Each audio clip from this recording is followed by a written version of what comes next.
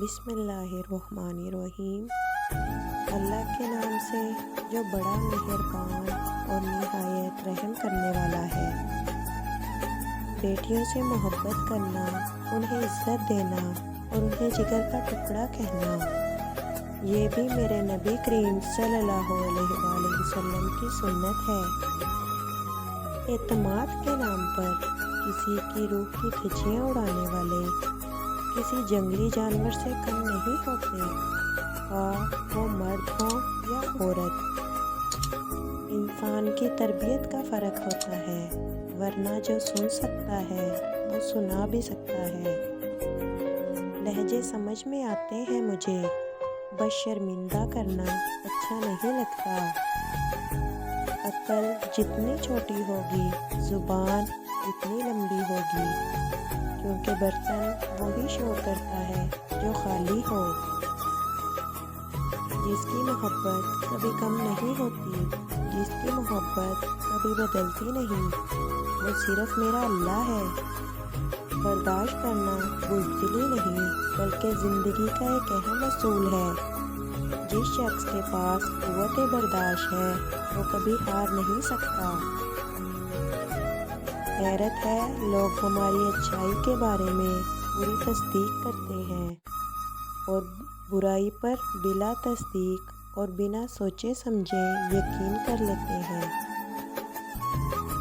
جیسے ایک چونٹی سمندر کو نہیں سمجھ سکتی، اسی طرح انسان اللہ تعالیٰ کے راز، افعال، کام اور قانون کو نہیں جان سکتا۔ دنیا ایسی ہوتی ہے، باہر سے کچھ، اندر سے کچھ۔ کسی کو برباد کرنے کی سوچ ہی آپ کی بربادی کے لیے کافی ہے۔ دعاؤں کا رنگ نہیں ہوتا، مگر جب یہ رنگ لاتی ہے تو زندگی میں رنگ بھر جاتے ہیں۔